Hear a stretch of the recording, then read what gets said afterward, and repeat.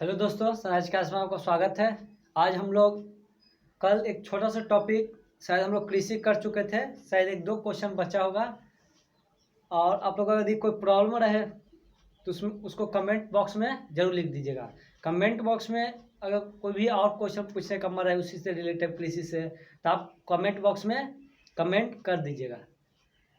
ठीक है, आज हम लोग थोड़ा सा जो छोटा एक दो क्वेश्चन छूटा था उसको हम लोग पहले पूरा कर लेते हैं। कल देखिए, कल हम लोग क्या क्या पढ़े थे। अगर एक बार देखा जाए तो हम लोग कल क्या क्या पढ़ चुके थे। तो कल हम लोगों ने पढ़ा था कि सबसे पहले हम लोगों ने पढ़ा था कि सभी का भौगोलिक दशा, चावल का भौगोलिक दशा। फिर उसके बाद चावल के बाद किसका पढ़े थे हम लोग, गेहूं का पढ़े थे। गेहूं के बाद किसका पढ़े थे, गेहूं के बाद हम लोग पढ़े थे चाय का पढ़े थे, कहवा का पढ़े थे, फिर कपास का पढ़े थे, फिर उसके बाद गन्ना का पढ़े थे। इतना पढ़ने के बाद हम लोग अब ये चैप्टर हम लोग के लास्ट की ओर है। एक से दो क्वेश्चन और इसमें है, उसके बाद ये चैप्टर आप लोग क्या हो जाएगा, खत्म हो जाएगा मेरी तरफ से। अगर यदि आप लोग को कोई क्वेश्चन प्रॉब्लम रहेगा तो आप कमेंट बॉक्स में लिख दीजिएगा।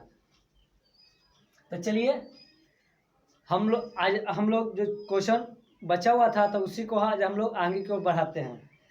देखिए, क्वेश्चन में एक ही दो क्वेश्चन बचा हुआ था। एक था कि भारत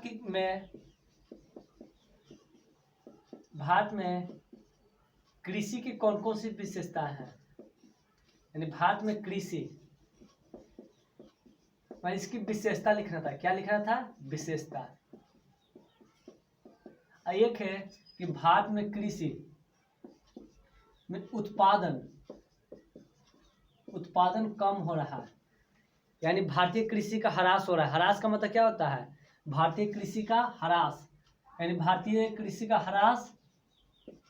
ह्रास या हानि या उत्पादन ह्रास क्यों हो रहा है या उत्पादन कम क्यों हो रहा है, ये हम लोग क्वेश्चन करना था। तो सबसे पहले देखिए, हम लोग करना था क्या, भारत में कृषि की कौन कौन सी भारतीय कृषि की विशेषताओं को लिखना था। भारतीय कृषि की क्या लिखना था, विशेषताओं को बतलाना था। इसका भारतीय कृषि का क्या बताना था, नुकसान बताना था। यानी भारतीय कृषि का हानि बताना था, या इसमें उत्पादन कम क्यों हो रहा है, ये सब हम लोग को बताना था। तो भारतीय कृषि का क्या ह्रास होने के कौन कौन से कारण है, ह्रास या नुकसान होने के या उत्पादन होने के कम कौन कौन से कारण है। देखिए, हम कहाँ के बारे में लिखा है, भारत के। अगर बिहार के बारे में लिखा जाएगा सेम टू सेम यही लिख दीजिएगा। उसमें कुछ आप अपने तरफ से एक्स्ट्रा दिमाग नहीं लगा दीजिएगा। हम यहाँ पे ओवरऑल भारत का ही चल रहे हैं। अगर वहाँ दे देगा क्वेश्चन में बताए बिहार के कृषि के पीछेपन के कौन कौन से कारण हैं, तो बिहार के कृषि के पीछेपन के बहुत से कारण लिखवा चुके हैं इकोनॉमिक्स में भी।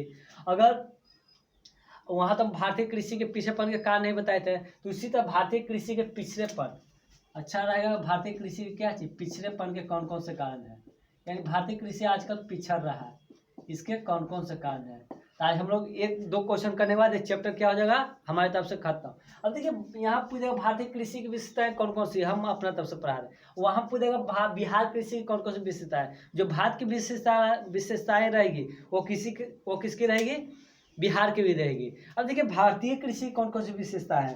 सबसे बड़ी विशेषताएं हैं कि भारत की कितनी परसेंट आबादी, 52%। अगर बिहार के बारे में बोला जाएगा तो कितना परसेंट आबादी, 80%। तो बिहार का 54%, 52 या 54, आप कुछ भी आधा से भी अधिक लिख सकते हैं, कोई दिक्कत नहीं है। 52 54 यानी कह सकते हैं भारत की यानी आधी से अधिक आबादी किस पे निर्भर है, कृषि पे। एक विशेषता है भारतीय कृषि का।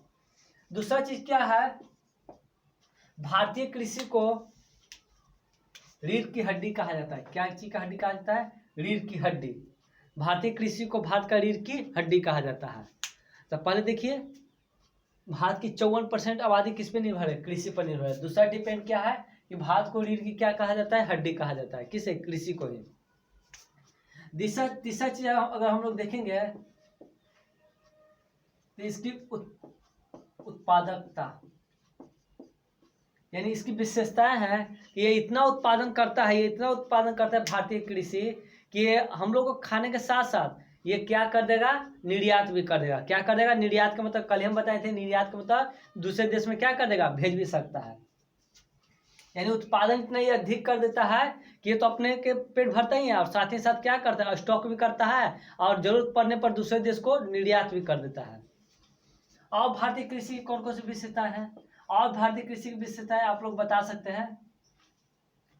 तो अब भारतीय कृषि की विशेषताएं कौन कौन सी है। सबसे पहले विशेषता कि यहाँ क्या आधी से अधिक आबादी कृषि पर निर्भर करती है।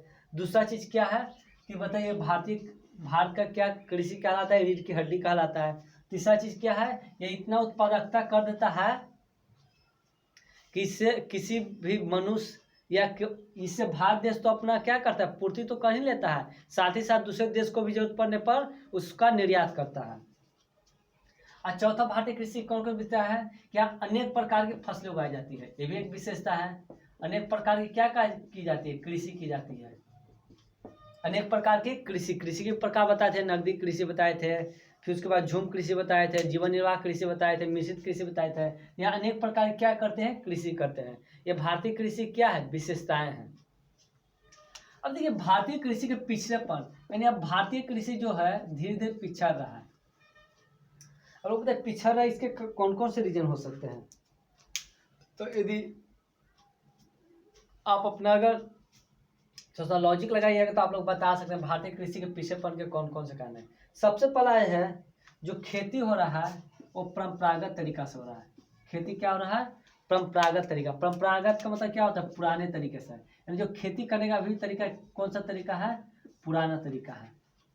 इसी प्रति हेक्टेयर उत्पादन क्या हो रहा है, कम हो रहा है। और बहुत सारे देश है कि उस उतने ही क्षेत्र में बहुत सा उत्पादन कर देता है, ठीक ना। तो हम लोग पुराने तरीके से क्या करते हैं, खेती करते हैं। दूसरा चीज क्या है कि दूसरा चीज क्या है कि खेत का आकार क्या होते जा रहा है, दिन पर दिन खेत का आकार छोटा होते जा रहा है। खेत का आकार क्या होते जा रहा है, छोटा होते जा रहा है। ये भी क्या है, भारतीय कृषि के पीछेपन के क्या कारण है। अब बताइए खेत का आकार छोटा होने से क्या नुकसान होगा। तो खेत का आकार देखिए, आप ही लोग बोलिएगा कि चलिए आपके दादा से ही हम रिलेटिव ले लेते हैं। यदि दादा के पास आपके सपोज मान के चलिए 10 बीघा है, अगर उसमें 2 बेटा है तो उसका 55 बीघा हो गया। फिर उसका भी 2 बेटा है, 2.5 बीघा हो गया। यानी ऐसे करते करते जो बंटवारा होगा, यदि एक समय ऐसा भी आएगा कि आप लोगों के पास आधा कट्ठा 1 कट्ठा जमीन रहेगा, तो उसके बाद आप लोग सोचिएगा कि आधा कट्ठा 1 कट्ठा में कुछ खेती करने जाए। अगर ट्रैक्टर को भी बुलाइएगा तो जोतने में उतना पैसा ले लेगा, मजदूर कहाँ लगाइएगा, कहेगा कितना जमीन था, आधा कट्ठा, तो वो भी कहेगा कि आधा कट्ठा में करना है, तो कहेगा आप ही अपने कर लीजिए। तो इसी प्रकार से क्या होता है, खेत का आकार छोटा होने के कारण धीरे धीरे कृषि पे सबका क्या हो रहा है, कृषि कम होते जा रहा है। तीसरा चीज क्या है कि ये मौसम पे, यानी ये कह सकते हैं ये मानसून पर निर्भर करता है। किस पे करता है, मानसून पर निर्भर करता है। अब मानसून पर कैसे निर्भर करता है, हम लोग जैसे हम लोग को खेती होता है, यहाँ के भारतीय किसान लोग खेती करते हैं तो आधा दिमाग नीचे लगाते हैं, आधा दिमाग ऊपर लगाते हैं। यानी आधा दिमाग नीचे का मतलब क्या होता है, मान नीचे उत्पादन कर, ऊपर मौसम भी देख रहे हैं कि इस साल मौसम क्या हो जाए, अच्छा हो जाए। हम लोग को भी मानसून पे ही निर्भर करते हैं। हम लोग को इतनी व्यवस्था भी सरकार नहीं करवा पाती है कि यदि सपोज मान के चलिए कि 1-2 साल बारिश भी ना हो तो सरकार को चाहिए कि सिंचाई के द्वारा या नहर के द्वारा कुछ के द्वारा उन लोगों को सिंचाई की व्यवस्था की जाए। लेकिन यहाँ के अधिकांश किसान किस पे निर्भर करती है, मानसून पर निर्भर करती है। फिर चौथा चीज क्या है, खेत पुराने तरीके से क्या करना, खेती पुराने तरीके से करना, खेत का आकार छोटा छोटा होना, मानसून पर क्या करना, निर्भर करना। और इसको क्या होता है,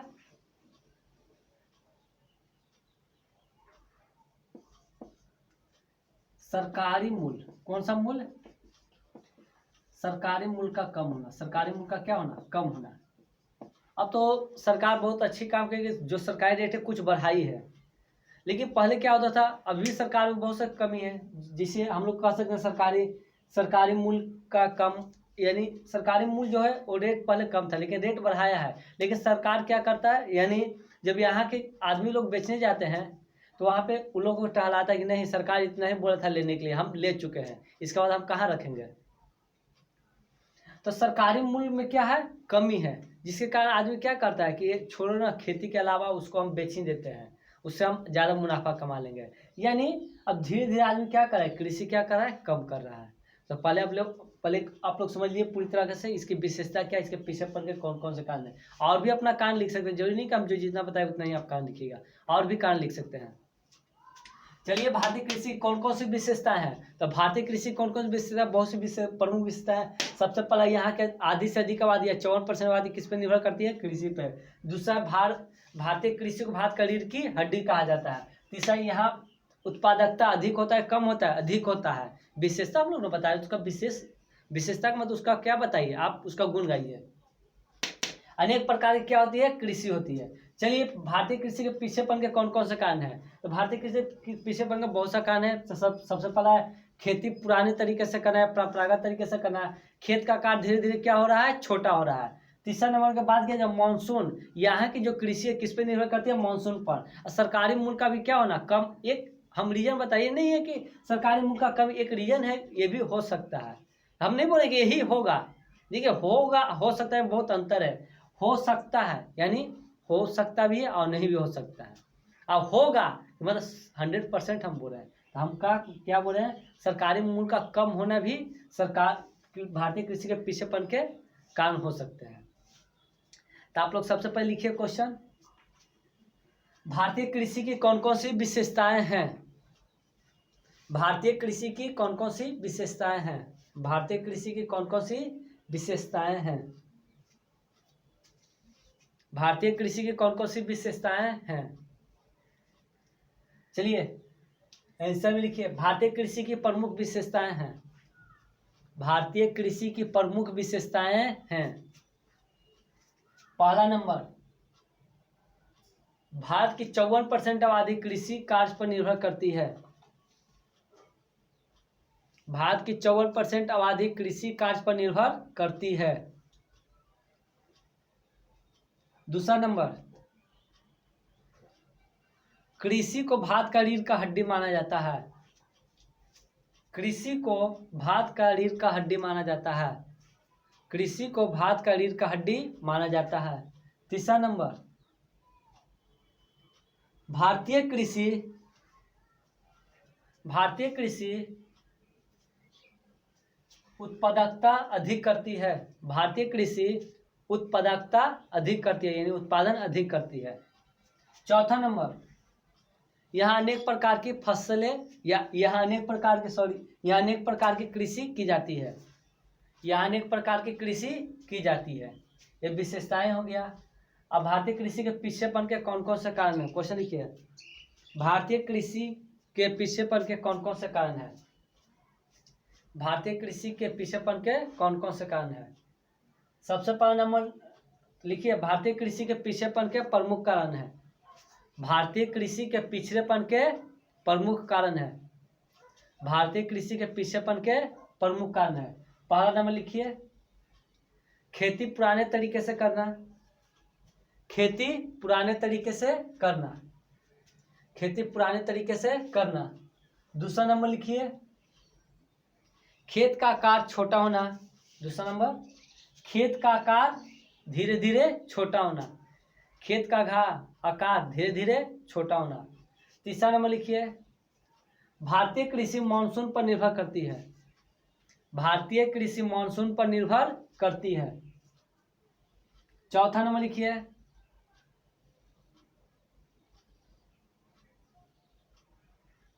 लिखिए, सरकारी मूल्य का कम होना, सरकारी मूल्य का कम होना।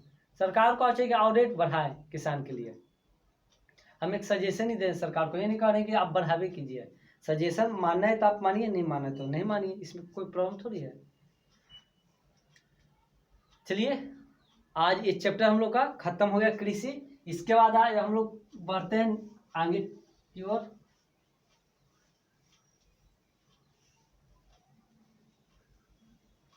अब हम लोग चलते हैं परिवहन।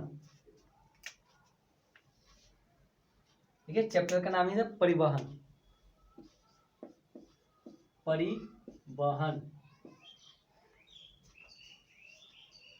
शायद आप लोग को नहीं लग रहा, परिवहन।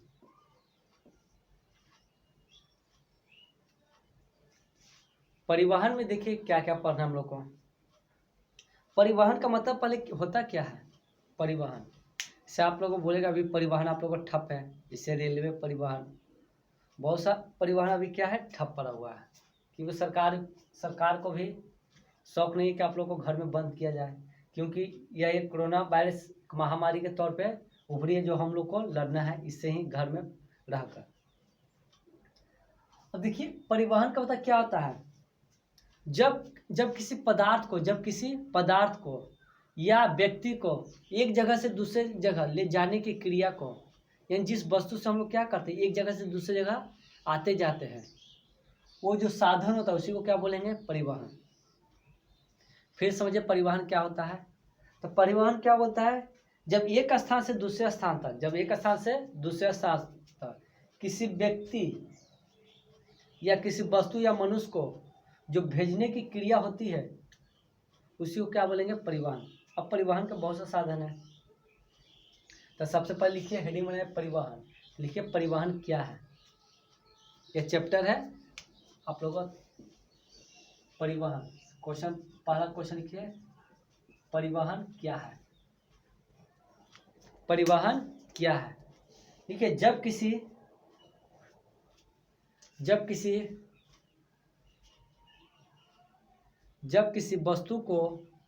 वस्तु या मनुष्य को एक जगह से दूसरे जगह, जब किसी वस्तु या मनुष्य को एक जगह से दूसरे जगह ले जाने की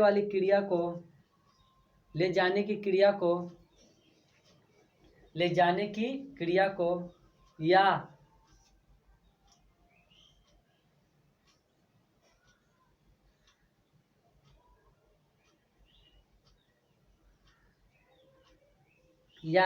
एक स्थान से दूसरे स्थान तक ले जाने की क्रिया को परिवहन कहते हैं।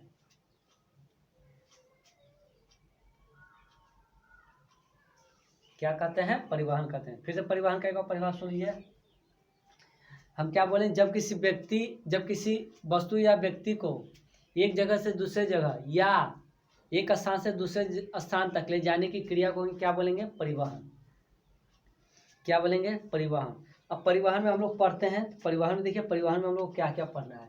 परिवहन में हम लोग को 5 टॉपिक पढ़ना है। कितना टॉपिक पढ़ना है, 5 टॉपिक।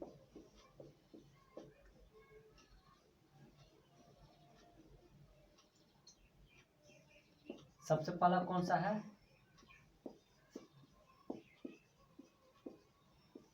सड़क परिवहन। सबसे पहला टॉपिक कौन सा है, सड़क परिवहन। दूसरा नंबर है रेल परिवहन।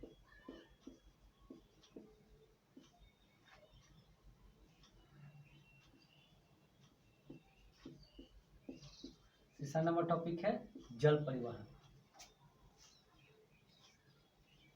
चौथा नंबर टॉपिक है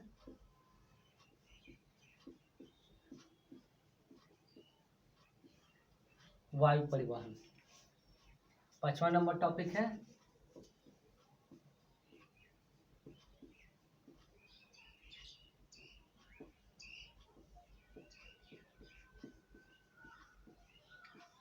पाइपलाइन परिवहन।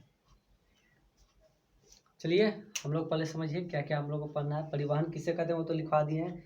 जब किसी वस्तु या व्यक्ति को एक जगह से दूसरी जगह या एक स्थान से दूसरे स्थान तक ले जाने की क्रिया को क्या बोलेंगे, परिवहन। देखिए सड़क भी तो वही काम करता है, चाहे वस्तु को लेके जाए चाहे तो मनुष्य को लेके जाए।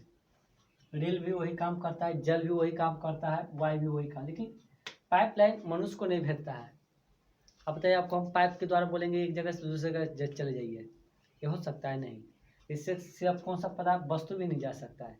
इससे सिर्फ पेय पदार्थ का मतलब क्या हो गया, पानी हो गया, पेट्रोल हो गया, गैस हो गया, ये सब क्या है, पाइपलाइन परिवहन है।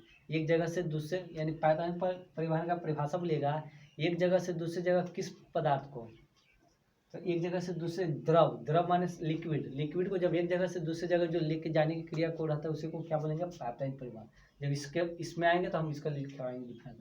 बाकी सड़क परिवहन का वही डिफिनेशन होगा। रेल परिवहन का भी वही, जल परिवहन का भी, वायु परिवहन का भी वही होगा। तो पहले हम लोग आज हम लोग स्टार्ट करेंगे सड़क परिवहन। आज हम लोग सोचेंगे कि सड़क परिवहन खत्म कर दें, जो स्टार्ट किया आज हम उसको खत्म कर दें।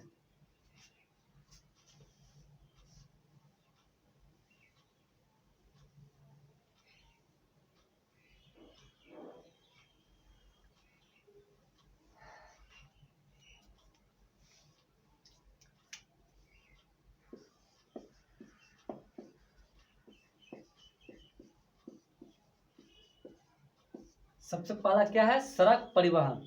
क्या है? सड़क परिवहन। आप लोग बोलिए, यहाँ तक बात चली आएगी। पहला टॉपिक क्या पढ़ना है? सड़क परिवहन। देखिए, सड़क परिवहन पढ़ने से पहले ये सड़क परिवहन क्या है आपसे क्वेश्चन पूछेगा तो वही आंसर लिखिएगा कि जब सड़क के द्वारा, जब किसके द्वारा? सड़क के द्वारा किसी व्यक्ति को या किसी वस्तु को एक जगह से दूसरी जगह लेके जाने की क्रिया को क्या बोलेंगे? सड़क परिवहन। तो यहाँ तक कभी क्वेश्चन ये सब पूछेगा नहीं बच्चे वाला। अब पूछ भी देगा तो आप लोग लिख लीजिएगा। आज तक कभी हिस्ट्री में पूछा नहीं है या न पूछेगा सर। इतना हल्का हल्का क्वेश्चन क्या पूछेगा? सड़क परिवहन किसे, रेल परिवहन किसे कहते हैं, जल परिवहन किसे कहते हैं? सब तो वही है, जल के द्वारा। जब जल के द्वारा एक जगह से दूसरे किसी वस्तु या व्यक्ति को ले जाने की क्रिया को क्या बोलेंगे? जल परिवहन। वायु परिवहन हवाई जहाज के द्वारा या वायु के द्वारा, यानी वो सब अपना सड़क परिवहन। अब देखिए, सड़क परिवहन सबसे पहले टाइप्स ऑफ, हम लोग रोड ही पढ़ लेते हैं। टाइप्स ऑफ सड़क यानी सड़क के प्रकार। अरे सड़क का प्रकार देखिएगा तो सड़क 5 प्रकार के होते हैं। सड़क कितना प्रकार के होते हैं? 5 प्रकार के। सबसे पहला सड़क होता है राष्ट्रीय राजमार्ग, जिसको शॉर्टकट में बोलते हैं NH। NH को हिंदी में हम लोग क्या बोलेंगे? NH को इंग्लिश में क्या बोलेंगे? National highway. कौन सा हाईवे? नेशनल हाईवे, राष्ट्रीय राजमार्ग। दूसरा नंबर क्या है?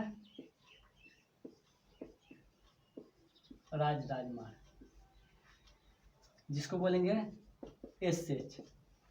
SH का मतलब क्या होगा? State highway. SH का मतलब स्टेट हाईवे।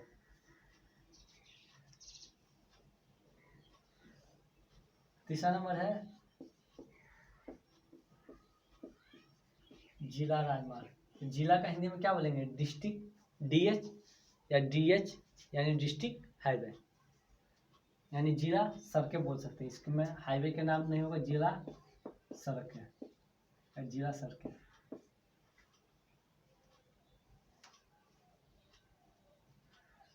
चौथा नंबर है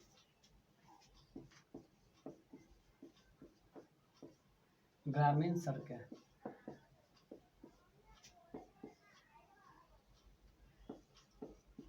पांचवा नंबर है सीमांत सड़कें।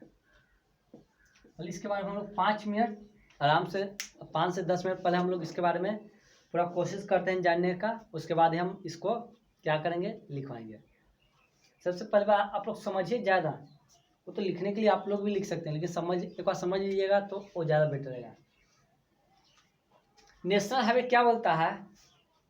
नेशनल हाईवे, नेशनल माने बोलता है यह भारत की राजधानी। भारत की राजधानी कहाँ है?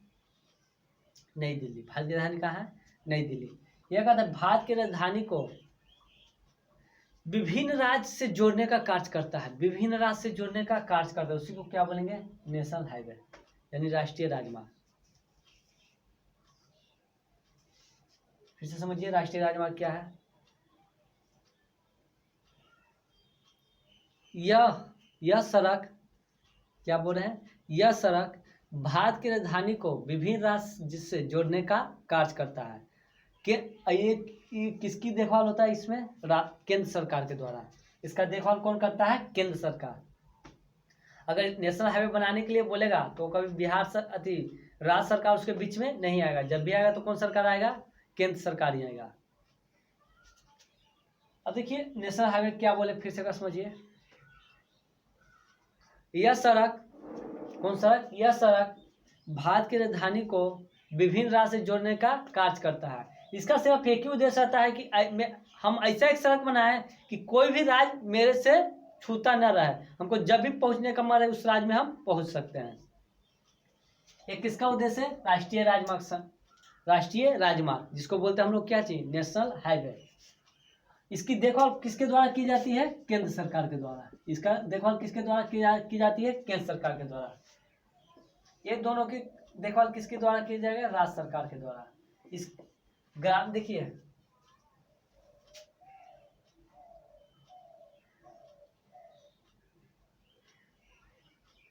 क्योंकि 1 मिनट में हम आ रहे हैं कुछ।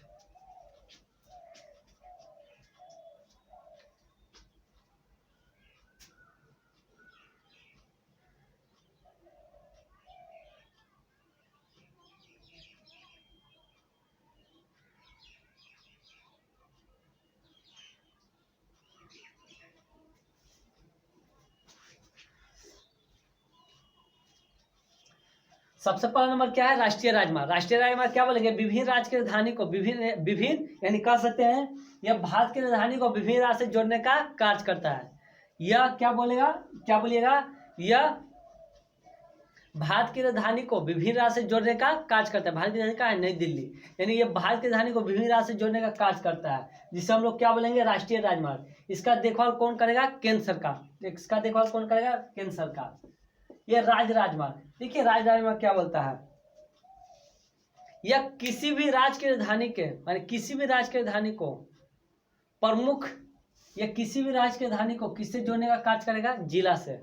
यानी यह किसी भी राज्य की राजधानी को विभिन्न जिला से जोड़ने का कार्य करता है। जैसे अब बिहार में बताइए, बिहार में कितने जिले? 38 जिले हैं। तब उसी को माने राज्य राजमार्ग क्या करेगा? यानी जो हमारी सरकार है वो चाहेगी कि जो बिहार की राजधानी का है पटना से जितना भी हम सड़क बनाए कम से कम सब जिला तक क्या हो जाए? जुड़ जाए, जिला तक जुट जाए। उसी को क्या बोलेंगे? राज्य राजमार्ग। इसका देखभाल कौन करेगा? राज्य सरकार करेगा। जिला सड़कें क्या बोलते हैं? यह सड़क जिला से प्रमुख नगरों को जोड़ने का कार्य करती है। देखिए प्रमुख नगर कैसे हो गया? हम लोग जिसे पटना एरिया में हम लोग रहते हैं, तब हम लोग की राजधानी जैसे बिहार की राजधानी कहाँ है? पटना है। अब पटना की अगल बगल भी प्रमुख नगर होगा, बिहटा होगा, फिर हम लोग को बहुत सा बिहटा, पाली, बहुत सा क्या है अच्छे अच्छे नगर है, तो उसको भी जोड़ने का कौन कार्य करेगा? जिला राजमार्ग। तो जिला सड़कें क्या है? वैसी सड़कें जो जिला से प्रमुख नगरों को जोड़ने का कार्य करता है, उसे कौन सा सड़क बोलेंगे? जिला सड़कें। इसकी भी देखभाल कौन करेगा? राज्य सरकार। इसकी भी देखभाल कौन करेगा? राज्य सरकार। ग्रामीण सड़कें, यह सड़क एक गांव से दूसरे गांव को जोड़ने का कार्य करेगा। यह सड़क एक गांव से दूसरे गांव को जोड़ने का कार्य करेगा। इसको कौन सा सड़कें बोलेंगे? ग्रामीण सड़कें। सीमांत सड़कें, कौन सड़क? सीमांत सड़क। इस सड़क का निर्माण कहाँ पे होगा? इस सड़क का निर्माण बॉर्डर के बाद समझ में आ रहा है ना? जैसे अब बताइए अरुणाचल प्रदेश के बगल में कौन सा है? चीन है। उसी प्रकार हम बोलेंगे जम्मू कश्मीर के बगल में पाकिस्तान भी है, चीन भी है। यानी जो सीमा के निकट जो सड़क बनती है उसे कौन सा सड़क बोलते हैं? सीमांत सड़क। ये जो सड़क का निर्माण होगा ये ठेकेदार के द्वारा, यहाँ तो जितना भी सड़क का निर्माण है तो ठेकेदार के द्वारा कर देगा, लेकिन यहाँ पे जितना भी सड़क का निर्माण होगा ठेकेदार के द्वारा नहीं किया जाएगा। ये किसके द्वारा किया जाता है? BRO का मतलब क्या होता है? बी से होता है बॉर्डर रोड ऑर्गेनाइजेशन।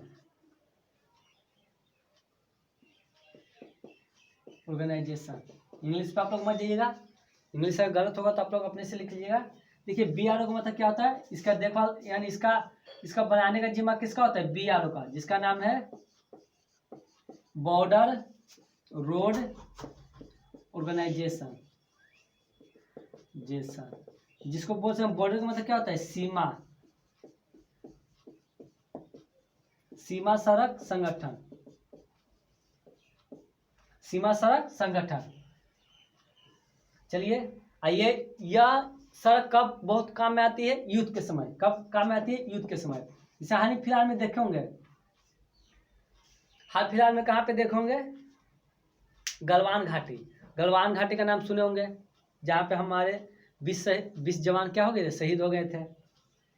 तो देखिए वहाँ पे देखिए चीन क्या बोल रहा था कि भारत सड़क बना रहा था। तो भारत जब सड़क बना तो अपने क्षेत्र में कोई भी देश अपने क्षेत्र में सड़क बना सकती है। तो यही सड़क को रुकवाने के लिए उन्होंने क्या किया, एक प्रोपेगेंडा के तहत उनको रोकने के लिए। लेकिन हमारी सरकार बहुत ही अच्छी सरकार ने क्या किया कि वहाँ पे BRO युद्ध स्तर पे रोड बनवाना, क्या युद्ध स्तर का मतलब होता है कि अब दिन रात उसमें क्या लग जाइए, ये बहुत जल्दी रोड का क्या कर देता है, निर्माण कर देता है। तो बताइए सीमांत सड़क, यह सड़क कहाँ होता है, सीमा किसी भी देश के, यह सड़क सीमा पे बनाया जाता है, जिसको बनाने का जिम्मा किसका होता है, बॉर्डर रोड BRO के द्वारा बनाया जाता है, जिसका पूरा नाम क्या है, बॉर्डर रोड ऑर्गेनाइजेशन, सीमा सड़क संगठन, यह निर्माण करता है। इसकी देखभाल भी कौन करेगा, केंद्र सरकार। इसकी भी देखभाल कौन करेगा, केंद्र सरकार के द्वारा की जाती है। पहले आप लोग इतना पूरा समझिए, 2 बार समझिए, फिर उसके बाद हम इसको लिखवाएंगे। देखिए राष्ट्रीय राजमार्ग जिसको बोलते हैं नेशनल हाईवे, नेशनल हाईवे क्या करता है, यह भारत के राजधानी को विभिन्न राज्य से जोड़ने का कार्य करता है, जिसे क्या बोलेंगे, राष्ट्रीय राजमार्ग, जिसकी देखभाल कौन करता है, केंद्र सरकार की जाती है। अगर राज्य राजमार्ग की बात किया जाए तो यह सड़क किसी भी राज्य की राजधानी को विभिन्न जिले से जोड़ने का कार्य करता है, जिसे कौन सा राज्य बोलेंगे, राज्य राजमार्ग। जिला सड़कें, यह सड़क जिला से प्रमुख नगरों को जोड़ने का कार्य करता है, जिसकी भी देखभाल कौन करेगा, राज्य सरकार। ग्रामीण सड़कें, यह एक गांव से दूसरे गांव को जोड़ने का कार्य करता है, इसमें दोनों आ जाते हैं, केंद्र सरकार भी और राज्य सरकार भी। सीमांत सड़क, यह सड़क कहाँ बनाया जाता है, सीमा के निकट बनाया जाता है, सीमा के यानी बॉर्डर के निकट बनाया जाता है, जिसका बताइए जिसका निर्माण कौन करता है, सीमा सड़क संगठन करता है, या BRO बॉर्डर रोड ऑर्गेनाइजेशन इसका क्या करता है, निर्माण करता है, जिसकी देखभाल कौन करता है, केंद्र सरकार। यह कब माने इसका यूज कब होता है, युद्ध के समय। किस समय, युद्ध के समय इसका बहुत ज्यादा क्या किया जाता है, प्रयोग किया जाता है। अब देखिए जो सीमांत सड़क है, कौन सा सड़क है, सीमांत सड़क का सबसे ऊंचा सड़क है खारदुंगला, बहुत ही हाइट पे बनाया गया है खारदुंगला। पूछेगा कि भारत के सबसे ऊंची सीमांत सड़क कौन सा है, खारदुंगला, क्या नाम है, खारदुंगला। फिर से एक बार देखिए राष्ट्रीय राजमार्ग क्या है, राष्ट्रीय राजमार्ग है कि अब विभिन्न कह सकते हैं भारत की राजधानी को विभिन्न राज्य से जोड़ने का कार्य करता है, इसे कौन सा बोलेंगे, राष्ट्रीय राजमार्ग या नेशनल हाईवे, जिसकी देखभाल कौन करता है, केंद्र सरकार के द्वारा की जाती है। राज्य राजमार्ग, यह किसी भी राज्य की राजधानी को विभिन्न जिला से जोड़ने का कार्य करता है, इसे कौन सा राजमार्ग बोलेंगे, राज्य राजमार्ग, जिसकी देखभाल केंद्र सरकार के द्वारा की जाती है। जिला सड़कें, वैसी सड़कें जो प्रमुख नगरों को जोड़ने का कार्य करता है, उसे कौन सा सड़क बोलेंगे, जिला सड़कें। ग्रामीण सड़कें, यह एक गांव से दूसरे गांव को जोड़ने का कार्य करता है।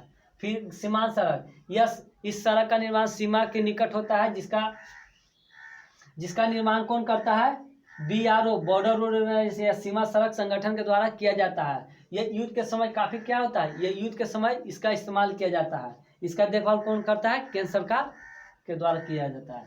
अब बताइए सीमांत सड़क की सबसे ऊंची सड़क कौन सा है, खारदुंगला। अगर बात किया जाए कि भारत में नेशनल हाईवे की संख्या कितनी है, तो लगभग में 225 है, लगभग में कितना है, 225 है। तो पहले समझिए राष्ट्रीय राजमार्ग क्या है, एक बार समझिए राष्ट्रीय राजमार्ग क्या है, नेशनल हाईवे। नेशनल हाईवे हम लोग बोल सकते हैं जब भारत की राजधानी को विभिन्न राज्य से जोड़ने का कार्य किया जाए, उसको कौन सा राजमार्ग बोलेंगे, राष्ट्रीय राजमार्ग। ये किसके द्वारा बनाया जाएगा,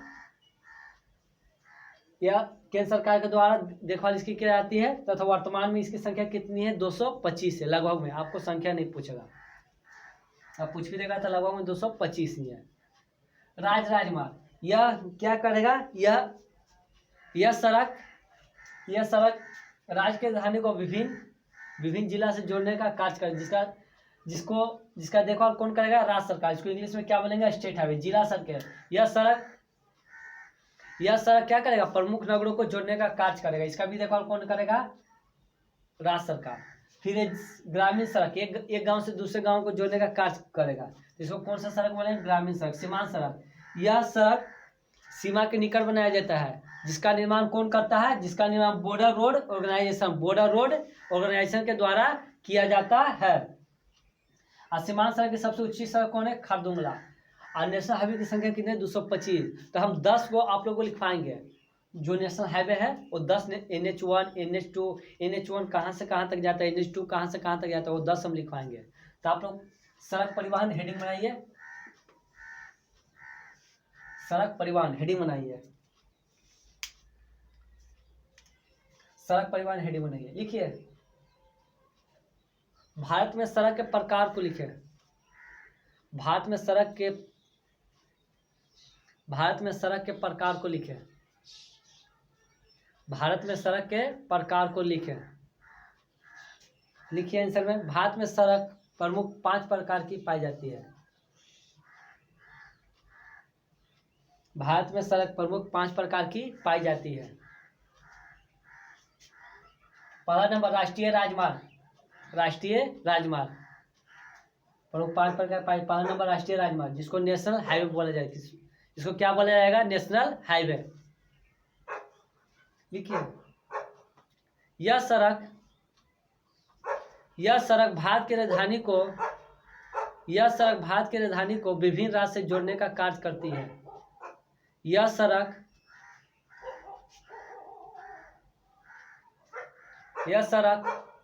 भारत की राजधानी को विभिन्न राज्य से जोड़ने का कार्य करती है, जिसकी देखभाल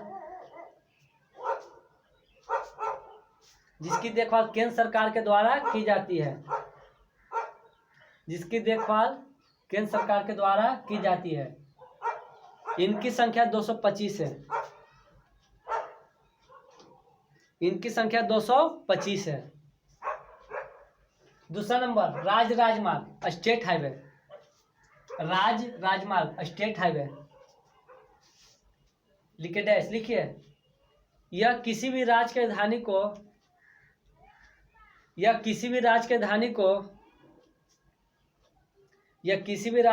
को जिला से जोड़ने का कार्य करती है। यह किसी भी राज्य की राजधानी को जिला से जोड़ने का कार्य करती है, जिसका देखभाल राज्य सरकार के द्वारा किया जाता है। जिसका देखभाल राज्य सरकार के द्वारा किया जाता है। राज्य सरकार के द्वारा किया जाता है। तीसरा नंबर लिखिए जिला सड़कें। जिला सड़कें लिखे डैश। लिखिए यह सड़क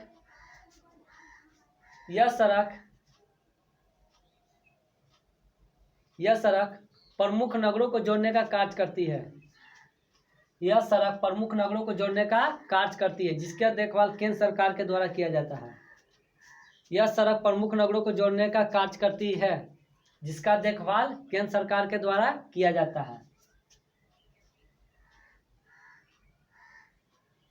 ग्रामीण सड़कें। ग्रामीण सड़क लिखिए यह सड़क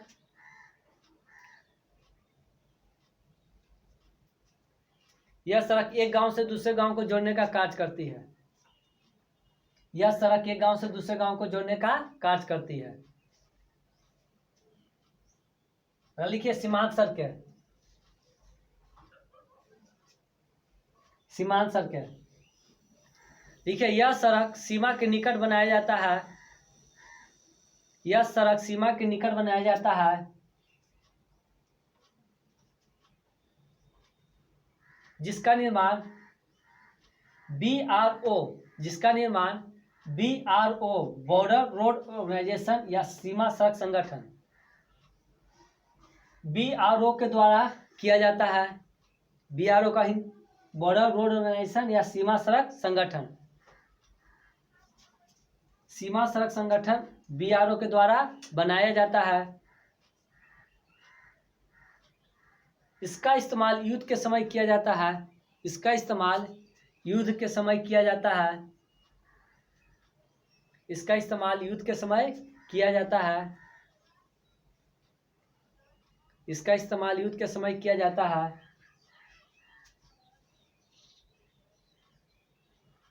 इसका इस्तेमाल युद्ध के समय किया जाता है, जिसकी देखभाल केंद्र सरकार के द्वारा की जाती है, जिसकी देखभाल केंद्र सरकार के द्वारा की जाती है।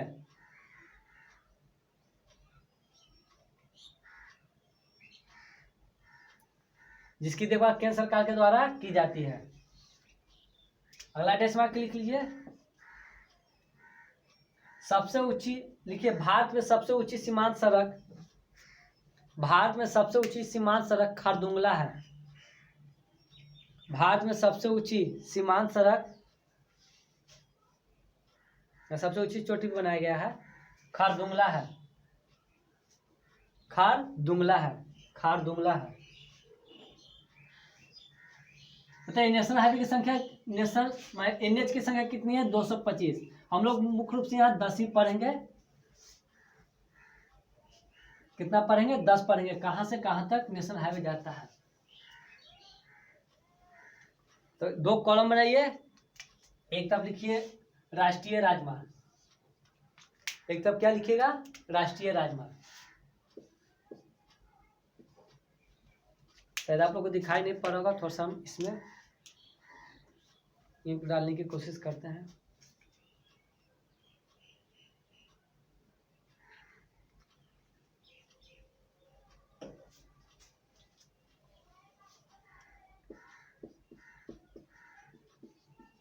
राष्ट्रीय राजमार्ग, जिसको ब्रैकेट में शॉर्टकट में क्या लिखेंगे? इंग्लिश में लिखेंगे नेशनल हाईवे, नेशनल हाईवे, जिसको शॉर्ट में बोलेंगे एनएच। क्या बोलेंगे? एनएच।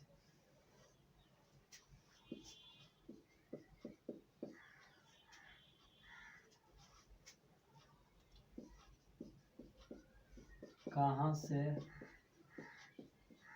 कहाँ, यानी कहाँ से शुरू होता है, कहाँ खत्म होता है। सबसे पहला बात किया जाए NH1, NH1 यह जाता है अमृतसर से दिल्ली, अमृतसर से दिल्ली। NH2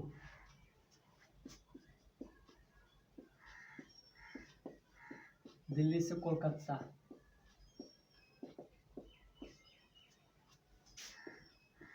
NH3 आगरा से मुंबई।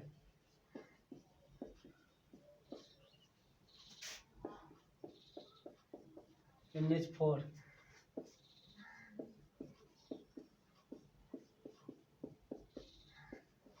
मुंबई से चेन्नई।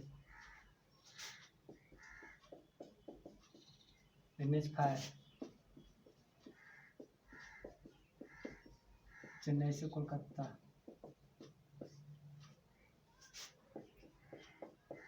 NH6 कोलकाता से हजीरा, कोलकाता से हजीरा। हजीरा कहाँ पड़ जाता है? गुजरात में।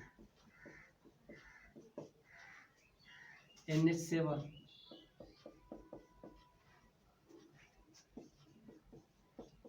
वाराणसी से कन्याकुमारी।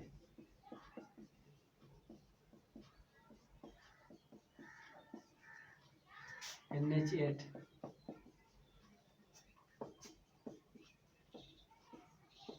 दिल्ली से मुंबई। NH9 पुणे से मछलीपट्टनम।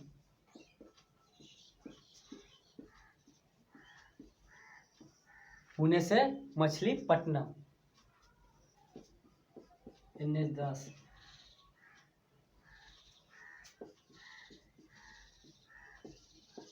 दिल्ली से फजिल्का। अब ये दिल्ली से फजिल्का, यानी इसको आप बोल सकते अफगानिस्तान। फजिल्का कहाँ पड़ता है? अफगानिस्तान तक, लेकिन अब जम्मू और कश्मीर तक जाता है, क्योंकि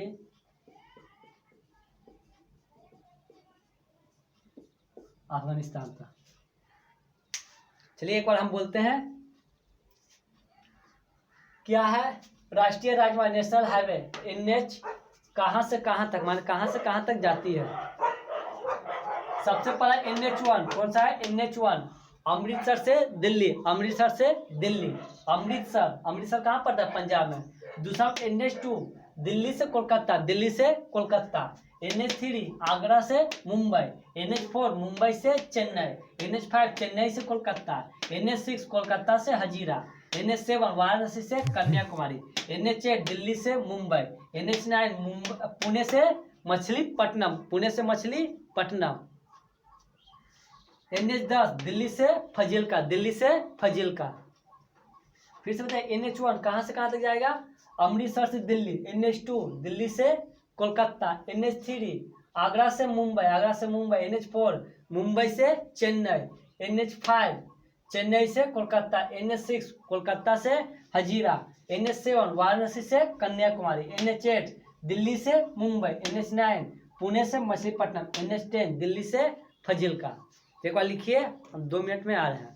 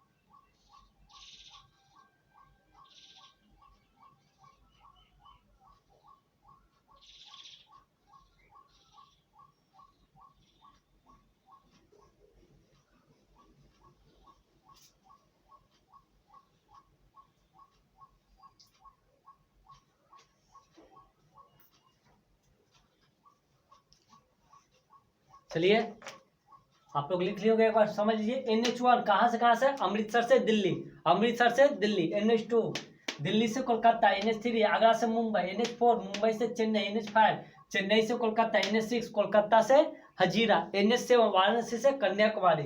NH8 दिल्ली से मुंबई। NH9 पुणे से मछलीपट्टनम। NH10 दिल्ली से फजीलका, अफगानिस्तान तक जाती है। फिर देखिए, जो NH1 NH2 को ही हम लोग कौन सा रोड बोलेंगे? GT road. कौन सा रोड बोलेंगे? GT road, grand trunk road. उसका पूरा नाम क्या है? Grand trunk road, grand trunk. अगर GT रोड का पूरा अगर नाम लिखना चाहिएगा तो GT रोड का क्या बोलेंगे?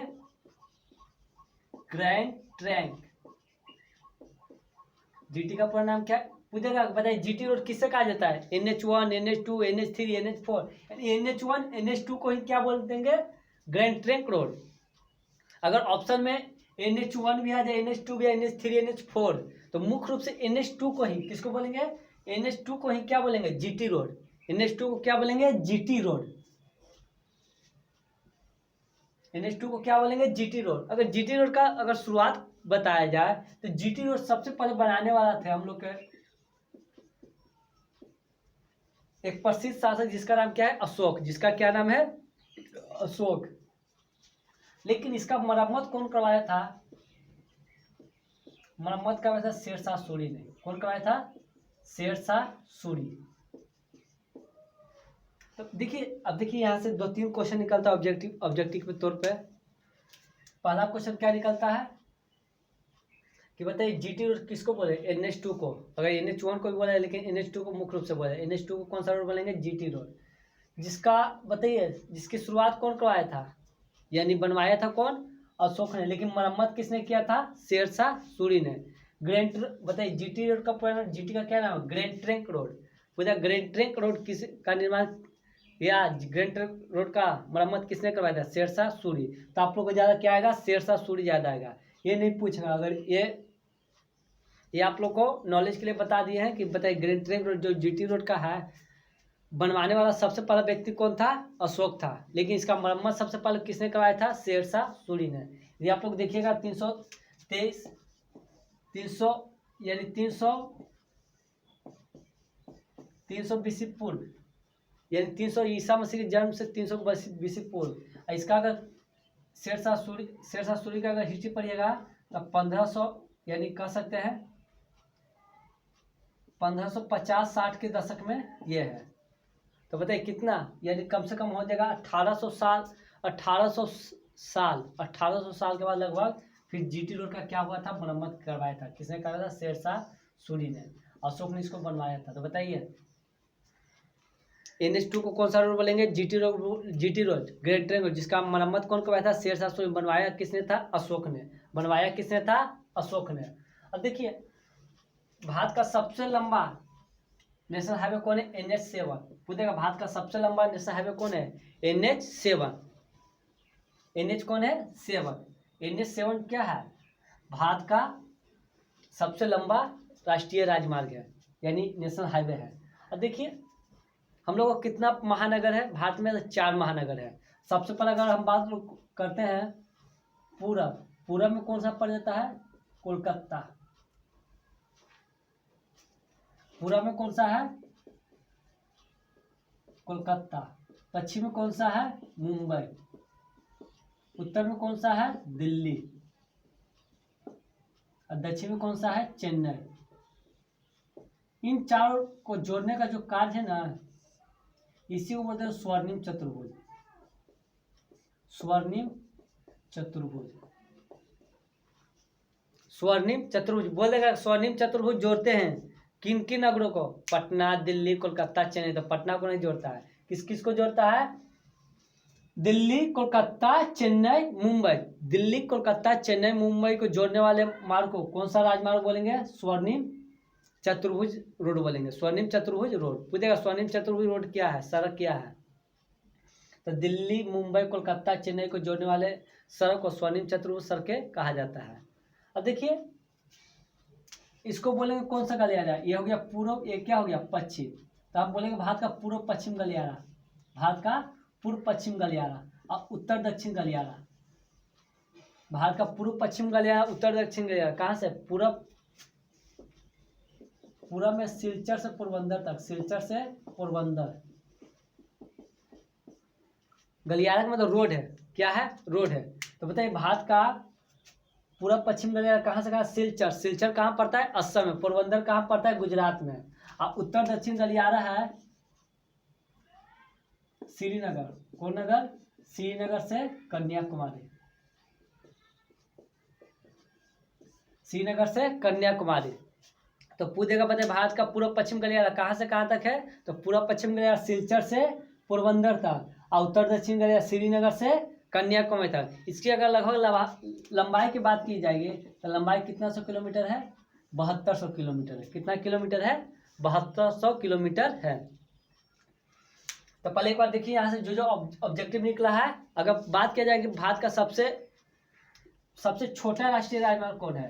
तो NH47। NH कौन है? 47। ये कहाँ से कहाँ तक जाएगा? कुड्डानूर से वेलिंगटन द्वीप तक। कुड्डानूर कहाँ पर है? कर्नाटक में पड़ जाता है। वहीं पे टापू है, वहीं पे जाते हैं। इसकी लंबाई मात्र 7 किलोमीटर है, 6 किलोमीटर है। तो ये आप लोग से पूछेगा नहीं, कुड्डानूर से वेलिंगटन द्वीप तक ये सबसे छोटा नेशनल हाईवे है। लेकिन नहीं पूछेगा आप लोग एग्जाम में सबसे लंबा पूछता है। सब भारत का सबसे लंबा राष्ट्रीय राजमार्ग कौन? NH7। कहाँ से कहाँ तक जाएगा? वाराणसी से कन्याकुमारी तक। जीटी रोड बताइए, जीटी रोड किसे बोले? NH2 को जीटी रोड बोले, जिसका मरम्मत कौन करवाया था? जिसका मरम्मत शेरशाह सूरी, लेकिन बनवाया किसने था? अशोक ने। बताइए 4 महानगर दिल्ली, मुंबई, कोलकाता, चेन्नई को जोड़ने वाले सड़क को क्या बोलते हैं? स्वर्णिम चतुर्भुज सड़क। बताइए भारत का पूर्व पश्चिम गलियारा सिलचर से पोरबंदर और उत्तर दक्षिण गलियारा श्रीनगर से कन्याकुमारी तक। इसकी लंबाई लगभग कितना है? 7200 किलोमीटर। तो पहले आप लोग इतना ऑब्जेक्टिव लिखिए, उसके बाद हम आगे बढ़ते हैं। 10 मिनट और क्लास लगेगा तो इस सड़क आप लोगों को पूरी क्या हो जाएगा? खत्म हो जाएगा। लिखिए NH2 को डैश मार के NH2 को जीटी रोड, NH2 को जीटी रोड कहा जाता है। NH2 को जीटी रोड कहा जाता है। NH2 को जीटी रोड कहा जाता है,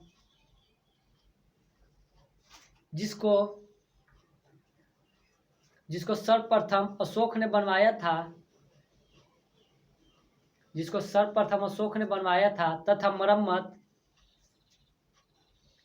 तथा मरम्मत शेरशाह सूरी के द्वारा किया गया था, तथा मरम्मत शेरशाह सूरी के द्वारा किया गया था, शेरशाह सूरी के द्वारा किया गया था। चलिए अगला डेस्क मार्क लिखिए।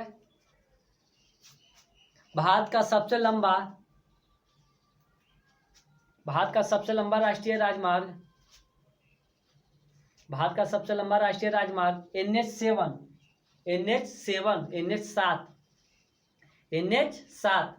भारत का सबसे लंबा राष्ट्रीय राजमार्ग NH7 है, जो वाराणसी से कन्याकुमारी तक जाती है, जो वाराणसी से कन्याकुमारी तक जाती है, जो वाराणसी से कन्याकुमारी तक जाती है। चलिए अगला डेस्क मार्क लिखिए। भारत के चार महानगर दिल्ली, मुंबई, भारत के 4 महानगर दिल्ली, मुंबई, चेन्नई, कोलकाता, दिल्ली, मुंबई, चेन्नई, कोलकाता को जोड़ने वाला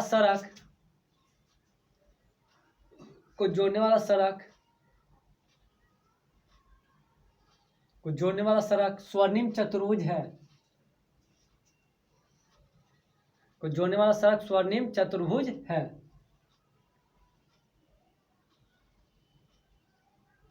अगला डेस्क मार्क लिखिए। भारत का पूर्व पश्चिम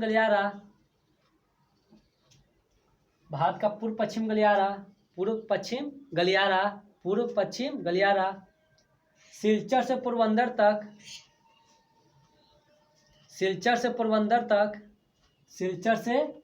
तक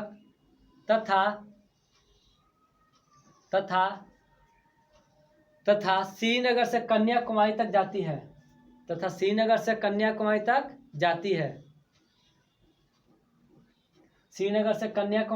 जाती है, जिसकी कुल लंबाई 7200 किलोमीटर है,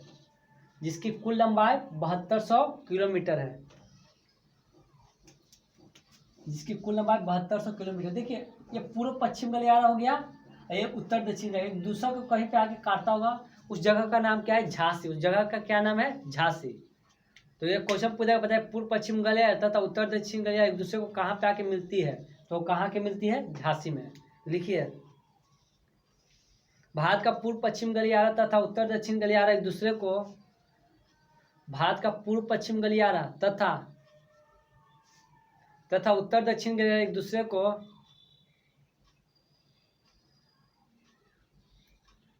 को झांसी में काटती है या झांसी में आकर मिलती है,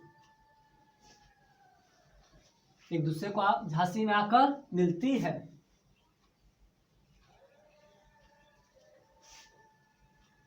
चलिए इसके बाद एक क्वेश्चन और है, आज आप सड़क परिवहन आप लोगों को क्या हो जाएगा? खत्म हो जाएगा। एक क्वेश्चन और है, भारत में क्वेश्चन कर पूरा भारत में सड़क के वितरण प्रकार जाने हैं। भारत में सड़क के वितरण पर प्रकार जाने हैं। सड़क के वितरण का मतलब क्या? वितरण का मतलब भारत में बताइए सड़क कहाँ कहाँ पे ज्यादा है, कहाँ कहाँ पे कम है।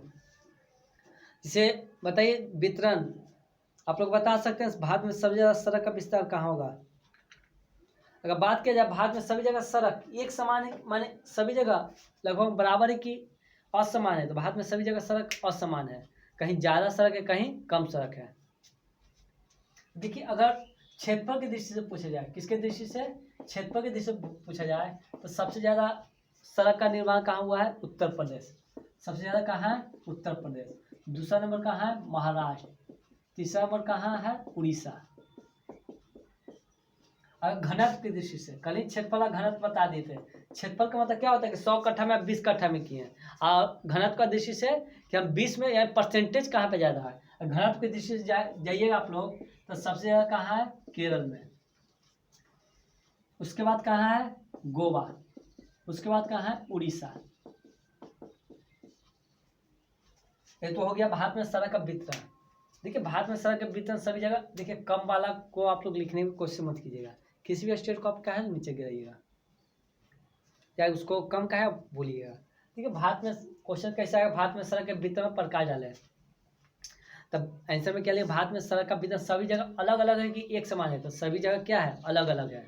अगर सभी जगह अलग अलग है तो क्षेत्रफल की दृष्टि से सभी जगह विस्तार कहाँ है, उत्तर प्रदेश, महाराष्ट्र, उड़ीसा तथा घनत्व की दृष्टि से केरल, गोवा और उड़ीसा।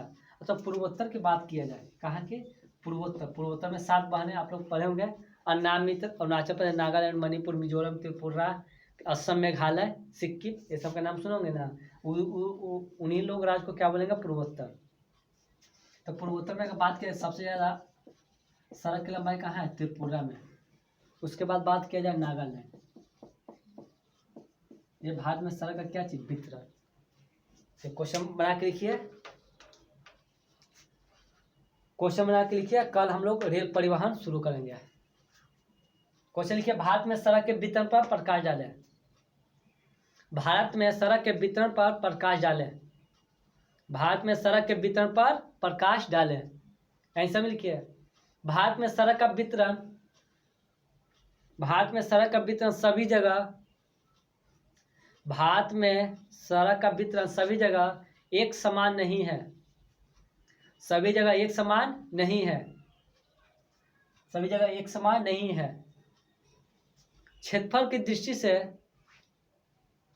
क्षेत्रफल की दृष्टि से प्रथम स्थान, क्षेत्रफल की दृष्टि से प्रथम स्थान उत्तर प्रदेश, क्षेत्रफल की दृष्टि से प्रथम स्थान उत्तर प्रदेश, द्वितीय स्थान महाराष्ट्र, द्वितीय स्थान महाराष्ट्र, द्वितीय स्थान महाराष्ट्र तथा तृतीय स्थान उड़ीसा राज्य का है, तथा तृतीय स्थान उड़ीसा राज्य का है। जबकि घनत्व की दृष्टि से, जबकि घनत्व की दृष्टि से,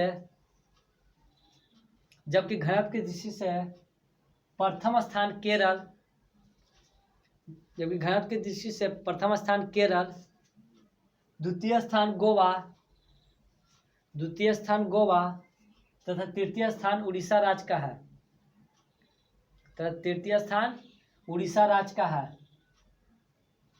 जबकि पूर्वोत्तर की बात की जाए तो, जबकि पूर्वोत्तर की बात की जाए तो, जबकि पूर्वोत्तर की बात की जाए तो प्रथम स्थान त्रिपुरा, प्रथम स्थान त्रिपुरा और द्वितीय स्थान नागालैंड की लंबाई में है, तथा द्वितीय स्थान नागालैंड की लंबाई में है। ठीक है, आज आप लोग को इतना ही रहेगा।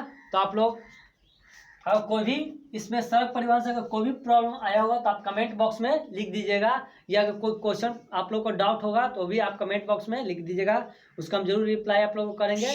और ठीक है, आप घर पे रहिए, सुरक्षित रहिए, और कोरोना वायरस से आप जितना हो सके घर पे ही रहिए, और ज़्यादा जरूरत पड़ने पर ही आप घर से निकले, वरना घर पे ही रह के आप क्या कीजिए, पढ़िए।